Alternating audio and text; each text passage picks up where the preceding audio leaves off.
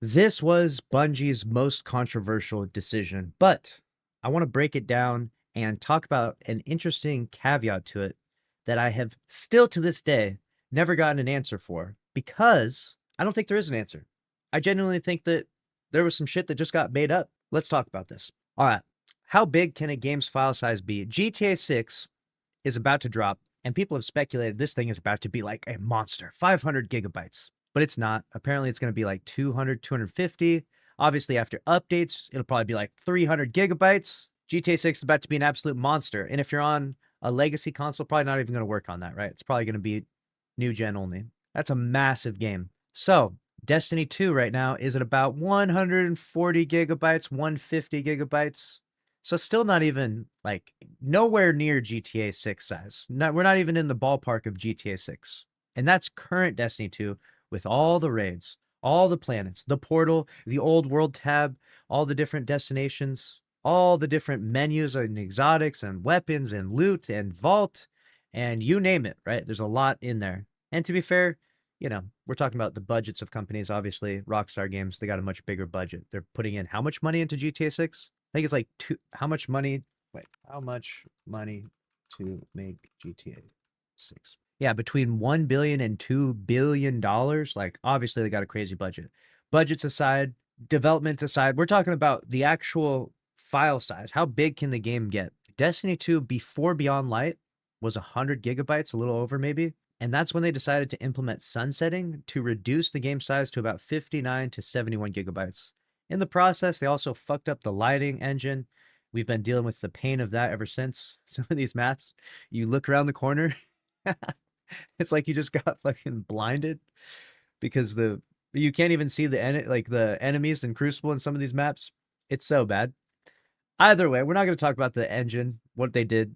Who knows what the hell they did to that fucking poor Tiger engine. That thing is some dog shit. We need to get on Unreal Engine if we want this game to fucking do big things. But either way, I digress from that. We'll talk about that later. So now the file size got reduced to about 60 to 70. And the file size, of course, is inflating every year, year after year. This was back in 2020. We're in 2025 now. So now we're back up to 150 file size. Okay. Still nowhere near GTA 6. Why did we need sunsetting then? That's what I want to know. Because it would seem as though they wanted the game to be smaller and to have a big of a file size, but this was just not the right play. And we're never going to get info on this. Like Pete has retired now, so maybe we can get like Secrets with Pete, Can we get a Secrets with Pete podcast where Pete Parsons just spills the fucking beans and says, yeah, he's like in a smoke-filled room with all his exotic cars around him, giving us the truth about why the fuck they did this. Why did you guys do this? This is the dumbest thing you ever did, ever. This is the dumbest thing you could have ever done. Like if you could go back and imagine a world or a time or a way to fuck up Destiny 2 on the hierarchy of things that you could do, this was it. This was at the peak. This was like the dumbest thing you could have ever done. Everyone's been mad at this ever since. It's been 5 years and people still won't let it go. This post is now viral. This post is top trending in r/Destiny the game 5 days ago. People will never let this go. People will never stop talking about it. And for good reason, because it made no sense. To be fair, was this the beginning of the end for Bungie?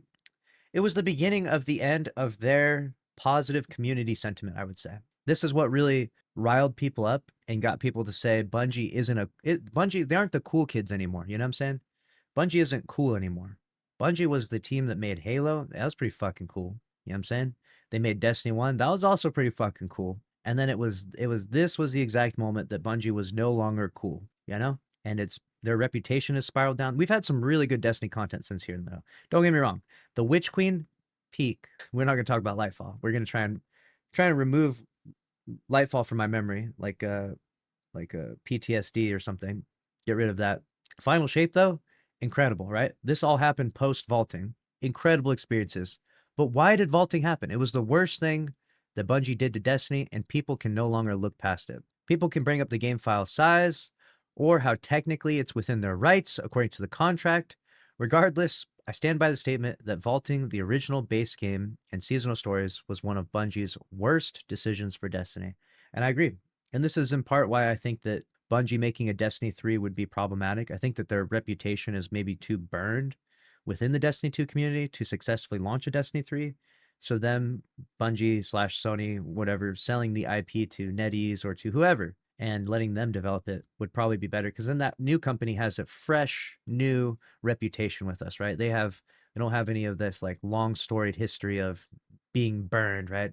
Right now, people are so jaded against Bungie for this, even though it's 5 years old, they're still jaded about this and other things that I don't think that a Destiny 3 would land well. Even if they did a good job, even if the game was good, people would still just be like, fuck these guys, you know? Bungie should have known better, so they talked about this, and this is some misinformation here. Anyone with common sense knew it was a bad idea. If they really needed to, they could have gauged how the community would have felt about it. Yeah, if they asked people about it, they would have gotten you know, a response and would have been bad, right? I think they tried to do a kind of a psyop with it as well, where they like sunset a bunch of like weapons along with planets and campaigns. So then people are like, oh, sunsetting? What do you mean? This is normal. We did this in Destiny 1. It's like, no, we didn't. No, we didn't. Like, we need to differentiate a couple of terms here, okay? Have some working definitions. Sunsetting is a broad term that covers a lot of different things. We did sunsetting in Destiny 1 in regards to like weapons for a period of time, and then we ended up bringing them back. But the idea was, we had to mitigate power creep in the game. Sunsetting campaigns is not something they ever did in Destiny 1. Sunsetting planets? No, that's not a good idea. Okay? People pay for this content and they want to be able to play it, right? I know it's a live service game, so it's got a little bit of, we're treading uncharted territory here. Bungie is an innovator. They're pioneers of the live service. They took a box service game, Destiny 1. They made another box service game, Destiny 2. It tanked in year 1, so they decided to pivot and turn it into a live service game. So we're navigating uncharted territory. But this will forever be a learning lesson for any of these live service games of what not to do. Like there will be, game dev college courses, and it'll be talking about, how to not do live service. And this will be a whole chapter uh, in vaulting in Destiny 2, because this was unequivocally the worst decision Bungie ever made in regards to Destiny. Even Destiny 2's launch, it being, they tried it, that was a bad decision for some of those stuff, but this was the worst because Destiny 2's launch was bad, but it was fixable, right? You could fix the failed launch of Destiny 2. You could not fix vaulting. You couldn't say, hey, we're taking all this content out. We have to because the game's bloated and da da da da, this, that, the other thing, whatever excuse, right? And then just put it back in, they couldn't do that. They couldn't undo the damage that was done. So Destiny 2 had its problems. That was really bad. Destiny 1 had its problems, but all the problems were always, there were solutions, A problem with no solution is a really bad problem. Don't give yourself a problem that has no solution. I get that one has criticisms that they were doing a sequel. Okay. So they were thinking about, doing a Destiny 3, and they decided to, continue Destiny 2 as a live service and keep the game running. They talked about this, Luke Smith did a whole thing where he said, Dota was a great game. He really likes Dota 2. And he's like, you just keep playing Dota. Right. And so Destiny 2 will just keep going on, live service. They're not doing a Destiny 3. But on average, if someone had to choose between losing content they paid for or simply getting a new game, they would choose the latter. So, to the surprise of no one, everyone hated it when the vault happened. And the following points show these long term consequences, okay? 2, it created a horrible onboarding experience for new players.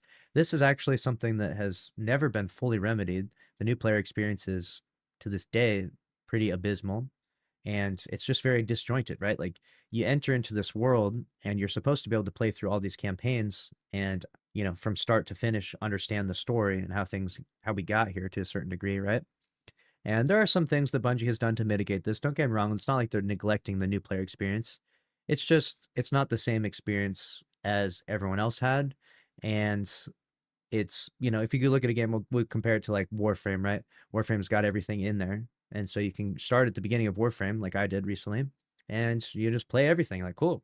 And you get to experience all those campaigns and all that story and all the narrative from start to finish, just as everyone else did, which is an important element to a game that has a story in it, right? It should go without saying. After they removed the original base game, they replaced it with a half-baked, bare bones beginner experience that did a terrible job of getting people invested in the universe because it explained nothing and it rushed players to the paid content. This is good. This is actually a good point because if you new player experience is essential to a game like Destiny 2 that thrives and is a necessity to have a healthy player base.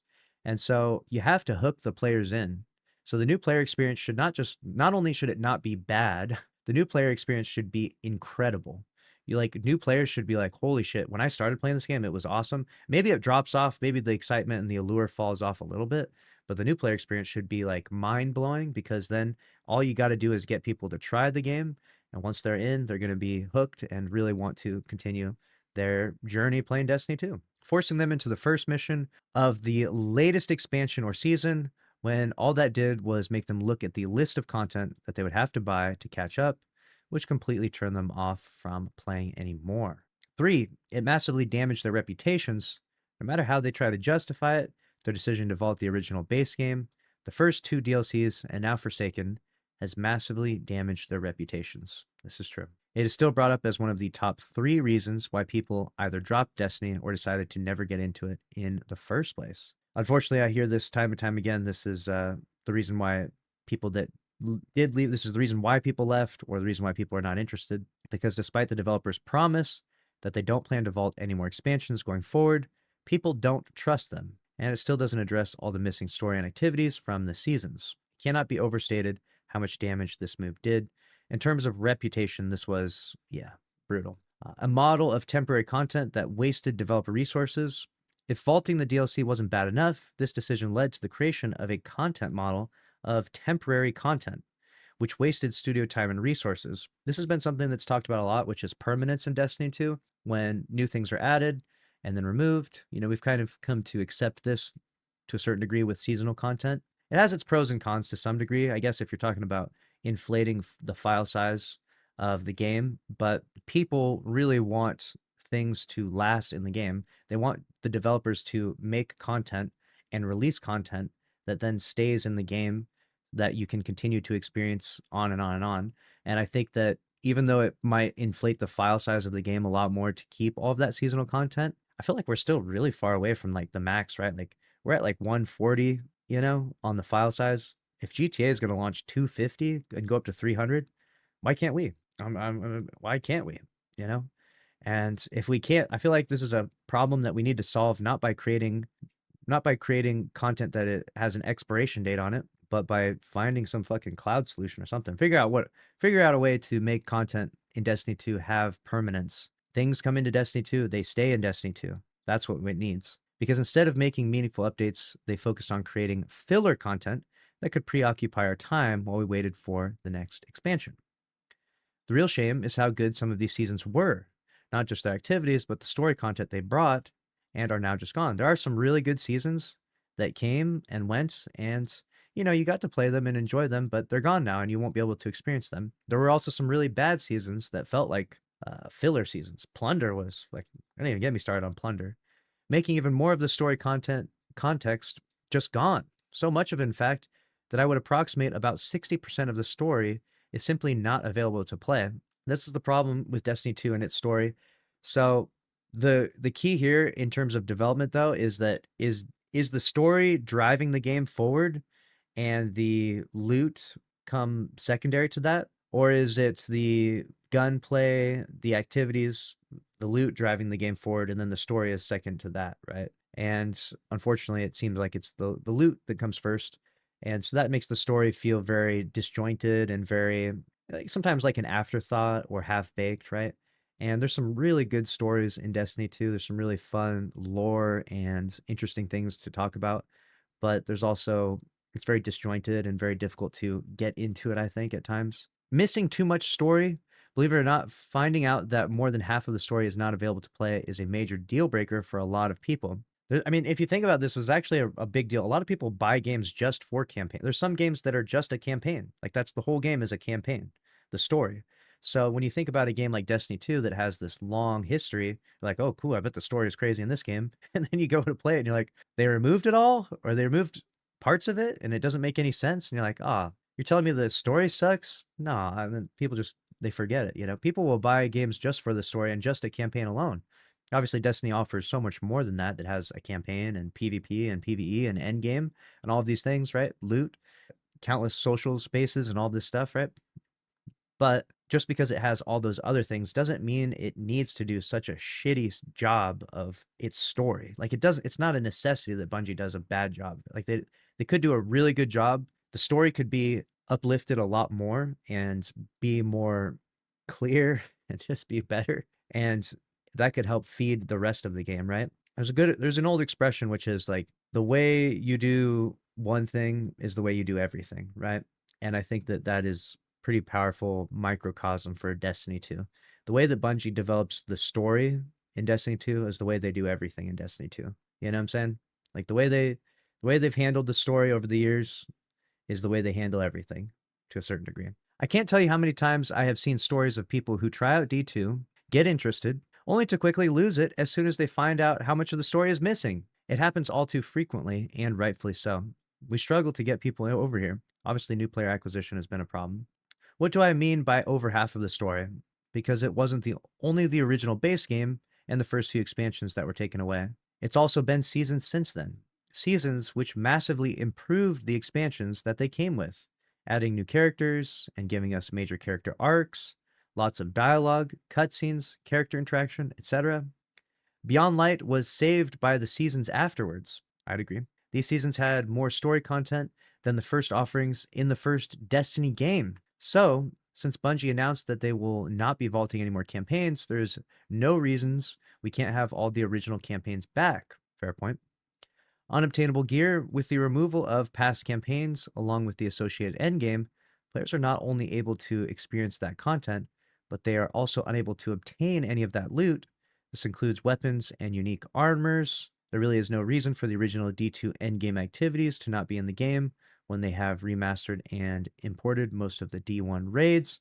I mean, not that they've fixed this issue, but obviously there's, now there's tiered armor that kind of, it's higher up on the hierarchy than any of the old armor. So now everything's all about tiered armor. Legal issues. In case you have not heard, someone is suing the studio for potentially stealing their story in regards to the Red War campaign. This is probably not going to, this is not going to hold up. Just because someone is suing them doesn't necessarily mean it's legitimate, right? We've been looking into this one. This one is pretty far-fetched, but it's still, it is happening, I guess. The developers provided evidence via third-party resources from YouTube videos and wiki pages, but the courts have denied this form of evidence as it is third-party. The developer stated that the original campaign is simply not playable at all because it relies on outdated code that is incompatible with the current code of the game. And this is a thing that happens with code in general, that it gets outdated, especially as they updated the engine with Beyond Light. So it's a very unfortunate byproduct, but that's the outcome that happened. In other words, due to their decision to remove content, they have no evidence that they can use in their defense, this is honestly just funny more than anything, right? You get sued for stealing someone's story, and then you're like, oh yeah, actually I can't provide that story in the first place. Which potentially means, however, it gets done, they have to create a playable version of the campaign that can be submitted as evidence. So this is just, they don't have to create a playable version. They can settle out of court, right? Obviously, they can just be like, oh, right, well, we can't do that. If they did, I mean, it is an interesting thought, right? It's an interesting theory that if Bungie created a playable version of the campaign just so they could win their court case, then we would get the Red War campaign back. So that would honestly be a W. But all that people would do is just argue that the new version is new code and a new story and a new iteration that is not the original. So it's not necessarily going to win them their court case if they did remake the Red War campaign. Although I will say, if we can convince Bungie to remake the Red War campaign, that would be incredible. That would be awesome. I'm a fan of this, but I doubt that will happen. I think that Bungie, because they'll have to just settle out of court, or they'll have to go to a judge's decision. They'll have to go to trial or whatever and see what happens. I'm not sure how legal cases like that work exactly, what the end result is. Do I have a solution for this? No, I'm not a developer. I'm just a member of the Destiny community, expressing their distaste for this design decision and how it has cascaded throughout the years. Yep. And to be fair, there's no undoing it. It would be nice if, I know it's not like, it would be extremely expensive. It would be nice if there was the unsunsetting, right? If they just redid everything that was sunsetted and gave it to the players for free and just dropped it all back in the game. Obviously, that would massively increase the game's file size, I guess. So there's problems with that, but it would at least restore the good faith towards Bungie. And then obviously they're never doing that again. So that would be nice as well. But Instead, we kind of get bits and pieces of that here and there, and it's resold to us, which is also another point that wasn't really brought up here, which is some of the things that are sunset being repurposed and then resold to us. Maybe they make the original base game up to Forsaken a separate downloadable game. Call it Destiny 2 Age of Reckoning. That would be interesting. You know what they should make? Imagine they did a remake of Destiny 1 remastered and Destiny 2 up until Forsaken. That would be crazy. Oh my gosh. You can play, it would be an amalgamation of Destiny 1 remastered on PC and Destiny 2 from all the way up from launch, like Red War campaign, up to Forsaken. Dude, that would actually, I don't know. The problem is if they sold that to you, then they'd be like, you're selling me all the stuff you sunset. What the hell? You know, that's not good. That's going to be a problem. And the population of this game would steal from the population of Destiny 2 at a time when we do not want them stealing the population right now. We don't want the population going anywhere. We need people in the game. We got 16K people right now online. Let people play through that and transfer what they earn to the current Destiny 2 game. Interesting. However it gets done, they need to bring it back. I understand that the player base does not want a reskinned or refurbished content. I understand the desire for new content, but the Vault has done such harm to the game that the only way to meaningfully address the issue is to bring it back and unvault what was taken away. It is the only way to clean the stain that it has brought to the IP and the studio. I'm glad he actually gets this point because I actually really agree with this. If Sony and Bungie were to do this, it would be a massive win that would go a long way and repair the developer's relationship with the player base. This is actually is maybe as unreasonable as it seems or monetarily. It's like if you want people to respect your company, respect your game, and to have that like reputation where people are like they'll buy things in Eververse because they just like you guys so much. Like that's what you got to do. Like you got to win the, you got to win them back. We've talked about this before, and they've talked about this before. How they need players' trust, and before they can monetize things, the players have to trust them and appreciate their work, right? And there's other ways to gain player trust, I suppose. And I doubt that this is on the whiteboard anywhere inside Bungie, but it should at least be a thought in the back of their minds, because if they really want to fulfill the redemption arc that they need to do, this would be up there as probably number one, even if it's not feasible, even if it never happens, it should at least be appreciated as like, if we could do that, we would, because this would be the right thing to do. And I think an acknowledgement of that would be smart, but I doubt we'll get anything like that. But I thought it was an interesting point to break this down, not just vaulting as an issue, but vaulting and what it's done to the game, and the fact that I don't even think it's necessary. I don't think the game's file size warrants the vaulting that happened. And I still stand on this, I die on this hill, that we never actually needed to vault in the first place to put things in the DCV. I know I don't understand Bungie's Tiger engine or whatever, but just looking at other games and how big their file size is, we weren't even up there with GTA. We're not even close to that level. So why, when our game was at 100 gigabytes, why when the game was at 100 gigabytes, did we need to begin the DCV and vaulting when games are now about to approach 200 to 300 gigabytes? You know what I'm saying? That was you have to make it make sense, Bungie. You know what I'm saying? Make it make sense. You can't say that the file size is too big when all these other games have a bigger file size. It does, you're not making any sense. All right? So that's my argument. That's the hill that I die on, and that's a wrap on that one.